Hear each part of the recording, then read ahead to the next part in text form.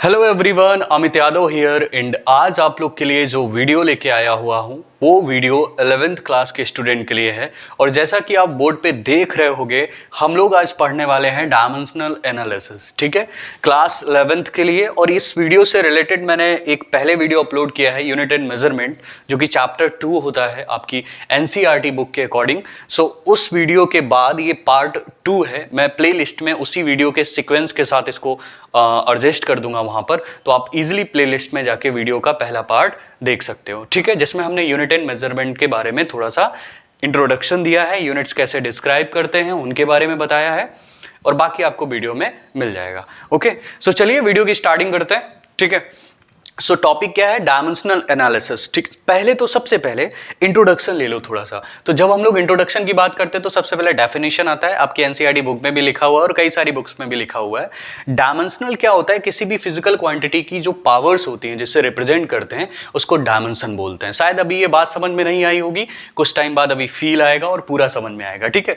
अब हम डेफिनेशन की बात कर लेते हैं। The dimension of a physical quantity are the power to which the base quantities are raised to represent that quantity। मतलब फॉर एग्जाम्पल डायमेंशन को रिप्रेजेंट करने के लिए आपको कुछ इस तरह का सिंबल चाहिए होता है, और एक सिंपल सा एग्जाम्पल लेते हैं तब आपको चीजें क्लियर हो जाएंगी। एक सिंपल सा एग्जाम्पल लेते हैं और एग्जाम्पल में आपका आएगा एरिया। ओके, एरिया का फॉर्मूला आपने पढ़ा होगा, length into breadth. So length का अगर हम ले तो किस में ले सकते हैं? मीटर इनटू मीटर, तो यूनिट क्या निकल के आएगा? Metre square. अभी आप पहले स्टार्टिंग से देखोगे, यूनिट निकालोगे और यूनिट के बाद डायमेंशनल फॉर्मूला लिखते हैं। सो हमने देखा कि मीटर को, अभी आगे आपको क्लियर होगा, मीटर को हम लोग एल से रिप्रेजेंट करते हैं, ठीक है। डिस्टेंसेस को, कोई भी डिस्टेंस है, जरूरी नहीं कि मीटर हो, सेंटीमीटर हो सकता है, किलोमीटर हो सकता है, जितनी भी लेंथ है उन सारी लेंथ को हम किससे दिखाते हैं? एल से। और लेंथ के लिए एल आएगा और यहां पर क्या हो जाएगा? L2। और इसको एग्जैक्ट हम लोग कुछ इस तरह से लिखेंगे, M0 L2 T0। तो मैं आपको बताने की कोशिश ये कर रहा हूं एग्जाम्पल देके, अभी मैं पूरा समझाऊंगा आपको ठीक से, ठीक है। एग्जाम्पल देके ये बताने की कोशिश कर रहा हूं कि अगर हम एरिया की बात करें, सो मास पे डिपेंड नहीं करेगा, टाइम पे डिपेंड नहीं करेगा, ओनली किस पे डिपेंड करेगा? लेंथ पे डिपेंड करेगा। फॉर एग्जाम्पल आपके पास कोई क्यूब है और क्यूब का आप एरिया फाइंड आउट कर रहे हो, ठीक है। अब वो टाइम पे नहीं डिपेंड कर रहा ना, किसी भी टाइम उसका एरिया फाइंड आउट कर सकते हो। सुबह निकाल लो तब भी वही आ रहा है, इवनिंग टाइम में निकाल लो तब भी वही आ रहा है ना। और फॉर एग्जांपल क्यूब का मास कुछ और है, किसी के पास थोड़ा सा होलो स्फीयर में क्यूब है या किसी दूसरे मटेरियल का है तो थोड़ा सा हल्का होगा, लाइट वेटेड होगा, किसी के पास हैवी होगा। मतलब समझ में आ रहा है डायमेंशन का? मतलब जो एरिया है वो मास और टाइम पे डिपेंड ही नहीं कर रहा है, किस पे डिपेंड कर रहा है? एल पे डिपेंड कर रहा है। तो जिससे हम रिप्रेजेंट करते हैं इसकी पावर को, उसी को बोलते हैं डायमेंशनल फॉर्मूला, ठीक है। चलिए इसको कैसे लिखा जाता है, इसको कैसे राइट डाउन करते हैं, ये जानने की कोशिश करते हैं। तो मैं इसको रब करने जा रहा हूं पूरा। ओके, आपका पार्ट 2 है वीडियो का, दैट्स वाई मैंने लिख दिया था साइड में। ओके, अब हम कैसे रिप्रेजेंट करते हैं डायमेंशनल फॉर्मूले को, किसी भी फिजिकल क्वांटिटी का डायमेंशनल फॉर्मूला किस तरह से रिप्रेजेंट करा जाता है वो देखना है आपको। ओके, अगर हम लोग बात करें लेंथ की बात करें तो लेंथ को हम लोग कैपिटल एल से दिखाते हैं और ये बिग ब्रैकेट लगाते हैं। अगर हम लोग मास की बात करें तो मास को कैपिटल एम से दिखाते हैं, बिग ब्रैकेट लगाएंगे। टाइम को कैपिटल टी से, ठीक है। लेंथ, मास, टाइम, इन साथ में टेम्परेचर भी रहता है, टेम्परेचर को थीटा से दिखाते हैं। एंड करंट, ये आपको लर्न करना पड़ेगा किसको किससे रिप्रेजेंट करा जाता है, कैपिटल ए से। Number of molecules, number of molecules in a solution, उसको दिखाने के लिए मोल लिखते हैं। क्या लिखोगे? मोल, ठीक है। बाकी अगर कोई भी सिंबल बीच में आता है उसको देख लेंगे। तो लेंथ, मास, टाइम, एक्चुअली जो डायमेंशनल फॉर्मूला होता है ये तीनों पे बेस्ड होता है, लेंथ, मास एंड टाइम, मतलब ज्यादातर आपको देखने को मिलेगा, ठीक है। उसके बाद आपका temperature, current and number of molecules in a solution, उसको कैसे दिखाना है? मोल से, ठीक है। बिग ब्रैकेट में क्लोज कर देना है। अब हम कुछ एग्जांपल देखेंगे। ओके, सो पहली प्रॉब्लम देख लो। पहली प्रॉब्लम हमने आपको अभी कुछ देर पहले बताई थी, एरिया। तो एरिया का फॉर्मूला आना चाहिए, क्या होता है? Length into breadth. सो सबसे पहले अगर यूनिट के फॉर्म में लिखोगे तो m इंटू एम, तो पता चल रहा है क्या निकल के आएगा? m स्क्वायर आएगा, मीटर स्क्वायर, ठीक है।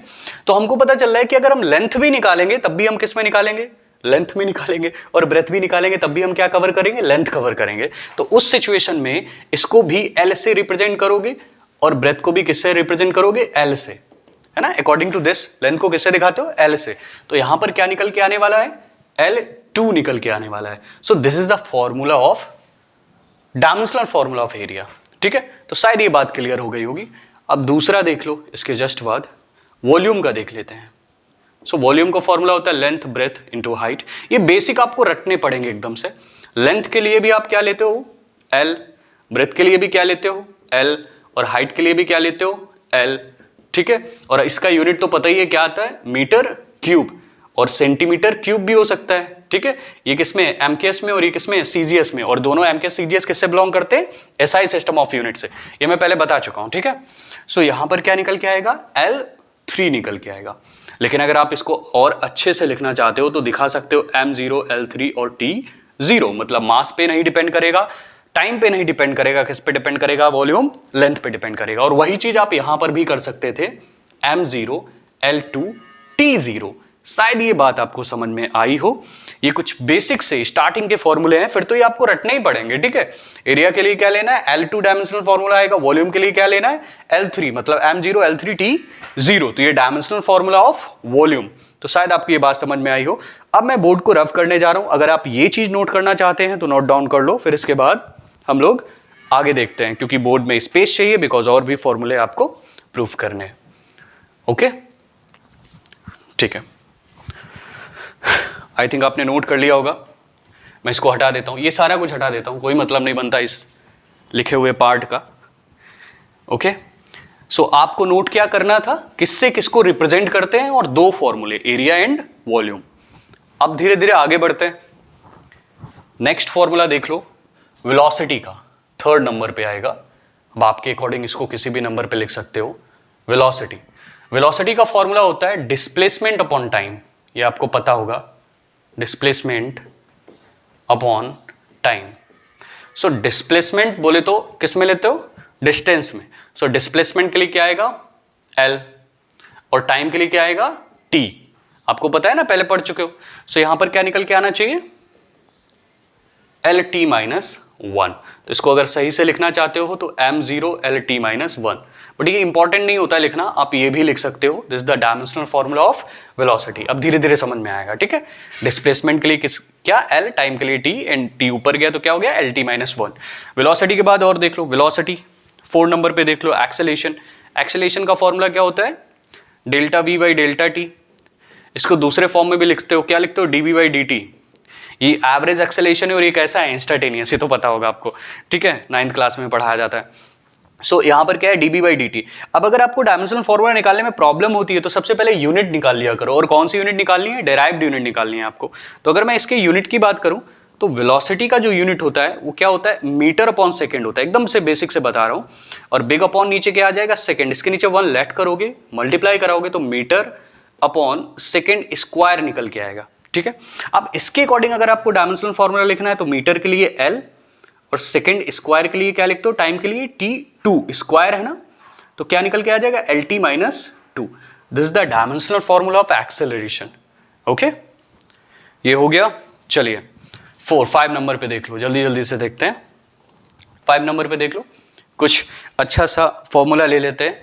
अच्छा सा फॉर्मूला बोले तो F इजिकल टू ma ले लो, फोर्स। फोर्स का फॉर्मूला क्या होता है, mass into acceleration. Okay, so unit भी पता है, एक तो यूनिट क्या होता है, न्यूटन होता है, और दूसरा यूनिट क्या होता है, KG metre upon second square, ठीक है। कैसे निकलता है, KG metre upon second square, because acceleration का यूनिट क्या होता है, metre upon second square. So यहां पर क्या आ जाएगा, F का डायमेंशनल फॉर्मूला अगर आप लिखना चाहोगे तो डायमेंशनल फॉर्मूला क्या लिखोगे, केजी के लिए क्या लिखते हो, capital M bracket close, and M for मतलब लेंथ, लेंथ के लिए L लिखते हो, सेकेंड मीन्स टाइम, टाइम के लिए T लिखते हो। तो निकल के क्या आएगा, MLT माइनस 2 स्क्वायर होगा T माइनस 2, ठीक है। This is the dimensional formula of force. Okay, और देख लो फोर्स के बाद 6 नंबर पे देख लेते हैं, पावर। पावर का फॉर्मूला पढ़ रखा है, क्या होता है, power P is equal to W upon T होता है, वर्क अपॉन टाइम, ठीक है। तो this is the formula of power, work upon time. इससे पहले आप वर्क का फॉर्मूला निकाल लो, तब आपके लिए आसान होगा, ठीक है। वर्क इज इक्वल टू क्या होता है, फोर्स इंटू डिस्प्लेसमेंट, ठीक है। W is equal to F into D, D क्या होता है, लीनियर डिस्प्लेसमेंट होता है। तो फोर्स का डायमेंशनल फॉर्मूला आपको पता है, तो सिंपल सा लिख लो, कुछ बेसिक से तुम्हें रटने पड़ेंगे, MLT-2। अगर नहीं पता है तो निकालना भी तो आता है ना, तो अलग जाके कहीं रफ में निकाल सकते हो। तो MLT-2 और डिस्प्लेसमेंट के लिए क्या आता है, L आता है। तो सिंपल सी बात है, क्या निकल के आएगा, ML2T-2। This is the formula of work. पता है वर्क के साथ एक इंटरेस्टिंग चीज है, क्या चीज है, मतलब वर्क का फॉर्मूला MLT-2 है, और अगर मैं एनर्जी की बात करूं 7 नंबर पे, काइनेटिक एनर्जी का फॉर्मूला निकालूं, तो काइनेटिक एनर्जी का formula K is equal to half mv² होता है। और इसके अकॉर्डिंग अगर इसको प्रूफ करता हूं, देखो ये 1/2 क्या हो जाता है, मतलब इसका यूनिट में नहीं आता है, ना ही ये डायमेंशनल फॉर्मूला में आएगा, एज अ कांस्टेंट बाहर निकल जाएगा, ठीक है। इसका कोई मतलब नहीं बनता है, इसको नेग्लेक्ट कर देते हैं, ऐसा मान के चलो, ठीक है। mv², मतलब m का unit kg, v² metre upon second होता है वेलोसिटी का, तो v² करेंगे तो क्या हो जाएगा, metre square upon second square, ठीक है। एकदम से बेसिक है, दैट्स व्हाई मैं जल्दी जल्दी बता रहा हूं। सो अब अगर इसका डायमेंशनल फॉर्मूला लिखना हो तो मीटर के लिए m और l metre square, sorry KG के लिए m और m स्क्वायर के लिए क्या लिखोगे, L2 अपॉन सेकेंड स्क्वायर के लिए क्या लिखोगे, T2। अब इसको सही से अगर लिखोगे तो क्या निकल के आएगा, ML2T-2। क्या ये as well as formula work के जैसा है, मतलब काइनेटिक एनर्जी का फॉर्मूला जो डायमेंशनल फॉर्मूला निकलता है वो वर्क के फॉर्मूले के जस्ट इक्वल है, बिकॉज वर्क और एनर्जी का यूनिट कैसा होता है, एज वेल एज सेम होता है, ठीक है। जूल में लिखते हैं, इसको भी जूल में लिखते हैं, ठीक है। अब अगर आप कोई और यूनिट फाइंड आउट कर रहे होगे, मैं इधर वाला पार्ट रब कर रहा हूं, अगर आप किसी और एनर्जी की बात करो, फॉर एग्जाम्पल 8 नंबर पे देख लो, अगर मैं पोटेंशियल एनर्जी की बात करूं तो P is equal to mgh formula होता है, this is the formula of potential energy. So m for क्या होता है, मास मींस kg, g आपका ग्रेविटेशनल एक्सेलरेशन, तो क्या आ जाएगा, मीटर अपॉन सेकेंड स्क्वायर, और h भी किस में लोगे, मीटर में, तो यूनिट क्या निकल के आएगा, kg metre square upon second square, ठीक है। अब इसका अगर डायमेंशनल फॉर्मूला लिखो तो kg के लिए m, मीटर स्क्वायर के लिए L2 और सेकेंड स्क्वायर के लिए T2। अब सही से अगर आप लिखोगे तो क्या निकल के आएगा, ML2T-2। क्या ये एज वेल एज वर्क और काइनेटिक एनर्जी जैसा फॉर्मूला है। तो यहां से एक फंडा अपने दिमाग में हमेशा बिठा लो कि वर्क का जो डायमेंशनल फॉर्मूला होता है वही एनर्जी का होता है, और वो किसी भी टाइप की एनर्जी हो, काइनेटिक एनर्जी हो, पोटेंशियल एनर्जी हो, इलेक्ट्रिकल एनर्जी हो, ग्रेविटेशनल एनर्जी हो, सभी के लिए formula as well as energy का क्या आने वाला है, ML2T-2, ठीक है। ओके, तो शायद ये समझ में आ गया होगा। आगे बढ़ते हैं, अब पावर का देख लेते हैं, है ना। एनर्जी के बाद पावर की बात करना तो बहुत ही जरूरी है। तो पावर का फॉर्मूला P इक्वल टू क्या होता है, W/T। W का आप निकाल चुके हो, क्या निकाला है, इधर देख लो, W का क्या निकाला है, ML2T-2, और नीचे क्या है, T टाइम, तो क्या निकल के आएगा, ML2T ऊपर जाएगा, T टू द पावर क्या हो जाएगा, -1, तो T to the power -3। This is the dimensional formula of power, ठीक है, निकल के आ गया होगा यहाँ पे। अब 10 नंबर पे देख लो, इसके जस्ट बाद अगर मैं 10 नंबर की बात करूँ तो डेंसिटी का निकाल लो। डेंसिटी को रो से दिखाते हैं, रो P बनाओ, थोड़ा सा तिरछा बना दो, अब आप जैसे बनाते हो, ठीक है। Rho is equal to mass upon volume, तो मास बोले तो kg और वॉल्यूम बोले तो मीटर क्यूब। तो इसके अकॉर्डिंग क्या निकल के आना चाहिए, ऊपर m आना चाहिए और नीचे क्या आना चाहिए, L3 आना चाहिए, तो निकल के क्या आ जाएगा, ML3, ठीक है। शायद आपको चीज़ें क्लियर हो रही होंगी। अभी मैं स्पीड में चल रहा हूँ, स्पीड में चलने का रीज़न यही है क्योंकि आपको बेसिक आता है, यूनिट निकालनी आती है, ठीक है। चाहो तो आप यूनिट भी निकाल सकते हो, लेकिन अगर आपके माइंड में चीज़ें पहले से बैठी हुई हैं तो आप देख सकते हो ये मास है तो इसको m से लिखेंगे, कैपिटल M से, ब्रैकेट क्लोज करेंगे डायमेंशनल फॉर्मूला में।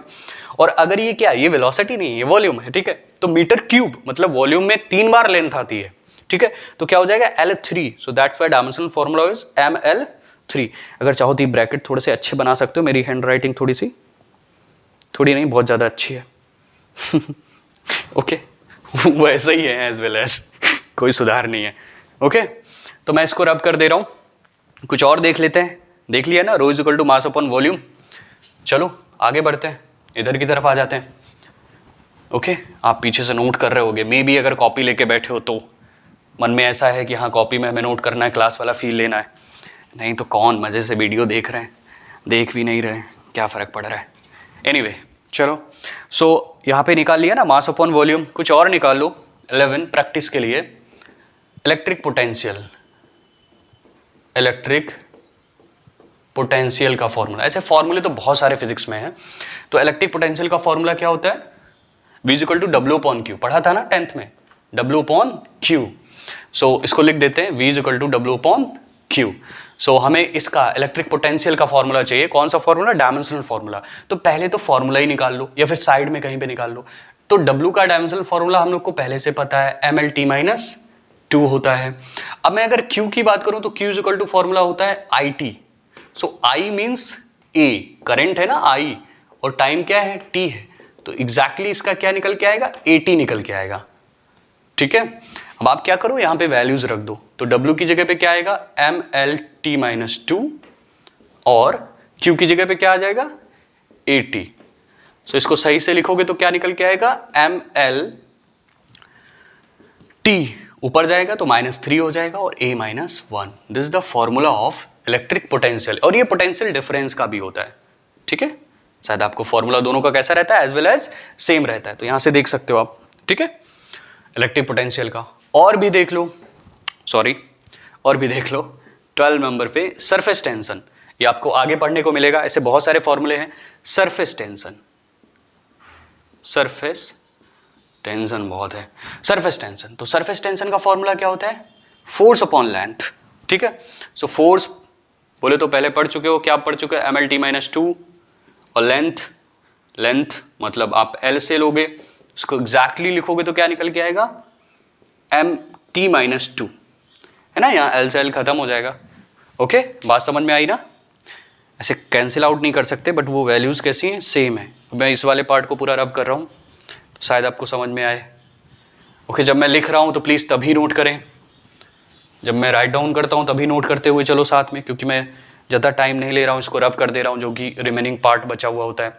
सो सरफेस टेंशन देख लिया। एक होता है टेंशन, एक ओनली टेंशन होता है। और जो बेटा सरफेस टेंशन और टेंशन में थोड़ा सा डिफरेंस होता है। टेंशन का जो डायमेंशनल फॉर्मूला होता है, टेंशन भी एक तरह का फोर्स होता है, बिकॉज टेंशन का फॉर्मूला होता है mg। So that's mean mlt-2 as well as निकल के आएगा। ठीक है, टेंशन समझते हो ना, एक पुली है, पुली के साइड से ऐसे अगर हमने किसी ब्लॉक को ऐसे लटकाया हुआ है इससे बांध के, तो ब्लॉक ऐसे लटका हुआ है ना, इधर की तरफ टेंशन लगता है और ब्लॉक का जो मास होता है वेट होता है, वो नीचे की तरफ वर्क कर रहा होता है। तो T इक्वल टू क्या लिखते हो? mg। तो ये आपको पता होगा, ये सिर्फ टेंशन है और वो क्या है? सरफेस टेंशन है। सो कंफ्यूज मत होना, है ना। टेंशन की जगह सरफेस टेंशन की डायमेंशनल फॉर्मूला मत लिख देना, और मतलब चेंज मत कर देना, पता होगा आप लोग को। सरफेस टेंशन और tension, these are two different quantities. Okay, so 12, ये 13 नंबर था। ओके, 14 पे देख लो, और भी देख सकते हो। 14 पे अगर हम लोग देखने की बात करें तो टेंशन आपने देख लिया, सरफेस टेंशन आपने देख लिया। एक और होता है PV इक्वल टू μRT, थोड़ा सा अच्छा गैस इक्वेशन बोलते हैं इसको। ठीक है, अब जो R होता है यहाँ पर गैस कांस्टेंट होता है, इसका अगर डायमेंशनल फॉर्मूला फाइंड आउट करना है तो पूरा फॉर्मूला इसी के इक्वल में लिखो, जिसका हमें डायमेंशनल फॉर्मूला निकालना है उसी के इक्वल में लिखते हैं। तो R इज इक्वल टू क्या हो जाएगा? PV upon μT। P यहाँ पर क्या है? प्रेशर। चलिए साइड में निकाल लीजिए प्रेशर का डायमेंशनल फॉर्मूला। प्रेशर का फॉर्मूला होता है फोर्स अपॉन एरिया। ठीक है, ये वाला पार्ट मैं रफ कर दे रहा हूँ, आपको इजीली समझ में आएगा। ठीक है, सो प्रेशर का आप अलग से भी निकाल सकते थे, पहले भी हम लोग निकाल सकते थे, लेकिन कुछ आपकी सारे फॉर्मूले नहीं बता सकते यहाँ पे, है ना। बताने के लिए तो बहुत सारे फॉर्मूले हैं, 11th एंड 12th के अगर फॉर्मूले मिला दिए जाएँ। ठीक है, सो प्रेशर का अलग से निकाल लो। प्रेशर का अलग से निकालने के लिए means P is equal to F upon A, तो F का होता है mlt-2, और एरिया का क्या होगा? L2। इसको सही से लिखोगे तो L ऊपर जाएगा तो क्या हो जाएगा? L टू द पावर, इसे नीचे लिख लो। ठीक है, L टू द पावर क्या हो जाएगा? -2, इससे लेस होगा। सो ml-1 T-2, this is the dimensional formula of pressure. अब इसको आप यहाँ पे राइट डाउन कर सकते हो। तो प्रेशर की जगह पे क्या निकल के आया? ml-1 T-2, और वॉल्यूम दैट मीन्स L3। इसको क्लोज कर दो, म्यू के लिए मोल, और T यहाँ पर क्या है? टेम्परेचर को किससे दिखाते थे? थीटा से। अब इसे सही से लिखो। सो ml-1 T-2, वैसे -1 L माइनस से लेस होके क्या हो जाएगा? L2 हो जाएगा। ठीक है, L2 T-2, एंड साथ में क्या आ जाएगा आपका थीटा माइनस 1 और मोल इनवर्स ऑल्सो। ठीक है, this is the dimensional formula of gas constant. Note कर लो, मैं सामने से हट जाता हूं। This is the dimensional formula of gas constant. अब थोड़ा सा और आगे बढ़ते हैं। ओके, अब थोड़ी सी और अच्छी सी प्रॉब्लम कर लेते हैं। वीडियो का लेंथ ज़्यादा लंबा नहीं हो रहा है, अभी 20 मिनट्स ही हुए हैं और आपने कई सारे फॉर्मूले पढ़ लिए हैं डायमेंशनल फॉर्मूला के फॉर्म में। ओके, अब मैं इसको रब करने जा रहा हूँ। कुछ अच्छे फॉर्मूले और देख लो। अच्छे फॉर्मूले बोले तो क्या बोले तो कुछ नहीं बोले तो 13 नंबर था, मे बी 14 था, आई डोंट नो। सो मैं 15 नंबर ले लेता हूँ यहाँ पे, आप अपने अकॉर्डिंग देख लेना। 15 नंबर पे आपको ग्रेविटेशनल यूनिवर्सल ग्रेविटेशनल कांस्टेंट का डायमेंशनल फॉर्मूला निकालना है। तो फॉर्मूला क्या होता है, F equal to G m1 m2 upon R square. ठीक है, ये r है, ये g नहीं है, ये क्या है, r स्क्वायर। आपको इसका डायमेंशनल फॉर्मूला निकालना है। किसका निकालना है, कैपिटल G का। तो पूरा फॉर्मूला इसके इक्वल में लिख लो। ठीक है, F का तो पता ही है, F का क्या निकल के आने वाला है, mlt-2। तो F का नहीं चाहिए हमें, किसका चाहिए, कैपिटल G का चाहिए। सो हम capital G is equal to formula क्या लिखेंगे, इसके नीचे 1 मल्टीप्लाई करा दो तो FR स्क्वायर अपॉन में क्या आ जाएगा, m1 m2। ठीक है, सो इसका पहले यूनिट निकाल लेते हैं। ठीक है, और अगर मैं यूनिट की बात करूं, ऐसे बड़े अगर फॉर्मूले तो पहले यूनिट निकालो, और अगर यूनिट नहीं भी निकालो तब भी डायरेक्ट हो जाएगा। कैसे कर सकते हो, डायरेक्टली कर सकते हो ना। F का पता है आपको क्या होता है, mlt-2 होता है, और R2 का क्या आ जाएगा, L2 आ जाएगा। m1 m2 के लिए क्या आएगा, m2 आएगा, m1 m2 mm। ठीक है, मास है ये आपके। सो एग्जैक्टली निकल के क्या आ रहा है, एक m से m कैंसिल हो गया तो ऊपर गया m⁻⁻1, L2 L मिल के क्या हो गया, L3 हो गया और t-2 हो गया। This is the dimensional formula of gravitational constant. ठीक है, आ गया होगा समझ में। ठीक है, बहुत आसान था। ओके, अब 16 नंबर पे देख लो। आपको डायमेंशनल फॉर्मूला निकालना है एप्सिलॉन नॉट का। ये काफ़ी फेवरेट रहता है टीचर्स का भी एग्जाम में देने के लिए। 4 pi epsilon naught Q1 Q2 upon R square. इसको आप इंपॉर्टेंट बोल सकते हो, दिस इज कूलॉम्स लॉ। ठीक है, ये दो मासेस के बिटवीन लगता है m1 m2। ये भी फोर्स होता है बट दो मास के बिटवीन लगता है। ये भी फोर्स होता है बट ये किसके बिटवीन लगता है, दो चार्ज के बिटवीन लगता है। हो सकता है बोर्ड ना आ रहा हो ऊपर का। ठीक है, ये दो चार्ज के बिटवीन, यहाँ पे स्पॉट भी आ रहा हो लाइट का तो मैं नीचे बता देता हूँ। ये दो चार्ज के बिटवीन लगता है Q1 एंड Q2। ये आपको 12th क्लास में जब जाओगे तो पहला चैप्टर ही मिलेगा कूलॉम्स लॉ। तो ये दो चार्जेस के बिटवीन लगता है, that's why we can say that इसको क्या बोला जाता है, इलेक्ट्रिक फोर्स। इसको क्या बोलता है, इलेक्ट्रिक फोर्स। ओके, या इलेक्ट्रोस्टैटिक फोर्स जब चार्ज स्टेट कंडीशन में हो। चलो मैं यही बताने नहीं आया हूँ, मुझे तो डायमेंशनल फॉर्मूला बताना ना तुम लोग को। सो इसको सही से अगर लिखोगे तो 1 लेट करो, क्रॉस मल्टीप्लाई करा दो तो क्या निकल के आने वाला है यहाँ पर। हमें किसका डायमेंशनल फॉर्मूला चाहिए, 4 एप्सिलॉन नॉट का चाहिए ना, तो इसको चलो सही से लिखते हैं। तो यहाँ पर एग्जैक्टली निकल के आने वाला है F 4 pi epsilon naught R square is equal to Q1 Q2। अब इसको सही से लिखोगे तो epsilon naught is equal to क्या निकल के आएगा, Q1 Q2 अपॉन 4 पाई FR स्क्वायर। ठीक है, जो 4 पाई है न्यूमेरिक वैल्यू है, सॉरी फॉर मैसेस जो 4 पाई है वो एक न्यूमेरिक वैल्यू है तो इसको हटा देते हैं, कोई मतलब नहीं बनता इसका। Q1 अभी आपने चार्ज का डायमेंशनल फॉर्मूला पढ़ा था, क्या आता है, 80। दूसरे चार्ज के लिए 80, F के लिए क्या पढ़ा था, mlt-2, और R स्क्वायर के लिए क्या पढ़ोगे, L2।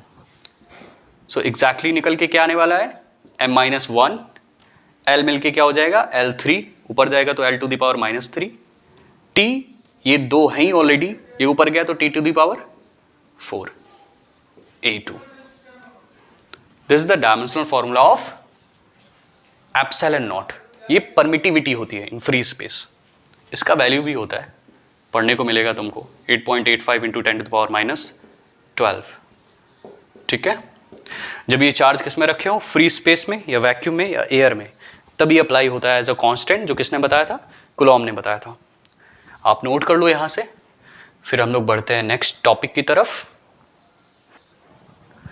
ओके, नाउ जो बोर्ड को रब करने का टाइम था मैंने मिनिमाइज किया बहुत टाइम बाद पूरे वीडियो में नहीं किया ये।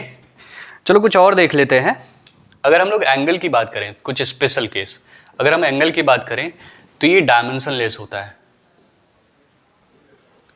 डायमेंशनलेस होगा, बट इसका यूनिट होता है, यूनिट है, और यूनिट क्या होता है, रेडियन। क्या लिखते हो, रेडियन। एंगल का यूनिट क्या होता है, रेडियन, बट इसका डायमेंशन नहीं होता है, यूनिट रहता है ओनली रेडियन। ओके, तो शायद ये आपको पता होगा। और भी देख लो कुछ ऐसे इंटरेस्टिंग फैक्ट देख लो। आप लोगों ने 10th क्लास में पढ़ा होगा, रिफ्रैक्टिव इंडेक्स पढ़ा था, कैसे बताओगे, यहाँ पे पढ़ा था, रिफ्रैक्टिव इंडेक्स है ना,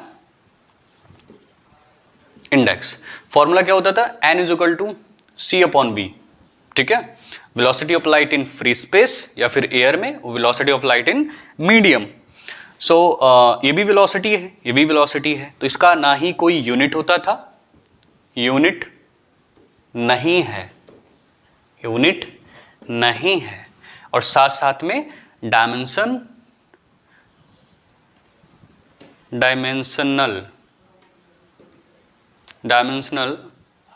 फॉर्मूला भी नहीं है। शायद ये बात आपको समझ में आई हो। NaL होता है, ठीक है, डायमेंशनल। लिखना देना कहीं कि सर स्पेलिंग सही कर लो, स्पेलिंग नहीं आती आपको, है ना, फिर भी हम सही करेंगे। Okay, I try my best. Okay, so angle क्या होता है, डायमेंशनलेस होता है, और एंड यूनिट होती है, लेकिन जो रिफ्रैक्टिव इंडेक्स होता है वो यूनिट लेस भी होता है, यूनिट भी नहीं होती, डायमेंशन भी नहीं होती, बिकॉज इसका भी यूनिट मीटर/सेकंड आता है, इसका भी मीटर/सेकंड आता है, आपस में कैंसिल हो जाते, खत्म हो जाते, कुछ नहीं बचता। सो रिफ्रैक्टिव इंडेक्स का भी यूनिट नहीं आएगा। चलो हम नेक्स्ट टॉपिक पढ़ते हैं इसी के जस्ट बाद, प्रिंसिपल ऑफ होमोजेनिटी। ये आपको पहले भी शायद आपने नाम सुना हो, प्रिंसिपल ऑफ होमोजेनिटी। देखते हैं क्या होता है principal of homogeneity. Principle of homogeneity बहुत अच्छा प्रिंसिपल है। इस प्रिंसिपल ने जो यूनिट्स हैं उनके साथ इंसाफ किया, ठीक है, और इंसाफ करने के साथ साथ उनको ये बताया कि आप किस तरह से ऐड और सब्ट्रैक्ट हो सकते हो। So principle of homogeneity, principle of homogeneity. So principle of homogeneity में क्या बताया गया वो मैं बता देता हूं आपको। आप सिर्फ उन्हीं फिजिकल क्वांटिटीज को आपस में ऐड और सब्ट्रैक्ट कर सकते हो, दे हैव सेम मैग्नीट्यूड। उनका मैग्नीट्यूड आपस में कैसा होना चाहिए, इक्वल होना चाहिए, है ना। सो ऐसे लिख सकते हो सेंटेंस बना के, यू कैन ओनली ऐड या एडेड और subtracted those quantities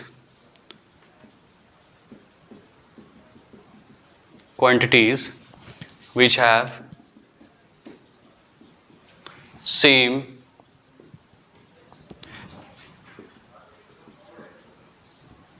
dimension, ठीक है, इसको नोट कर सकते हो। You can only added and subtracted those quantities which have same dimension। ये बात मैं पहले बता चुका हूँ। कैसे, for example 5 kg plus 10 kg, इनको ऐड कर सकते हो, है ना, कितना आएगा, 15 kg आएगा। मे भी हो सकता है kg में ना हो के किस में हो, ग्राम में हो, तो इसको पहले kg में कन्वर्ट करो फिर आपस में ऐड करो, ठीक है। ये आपने पढ़ा था कभी बचपन में भी। और अगर ऐसा भी है आपके पास कहीं पर 10 kg या -2 kg है तो you also write down 8 kg। बात समझ में आ रहा है ना।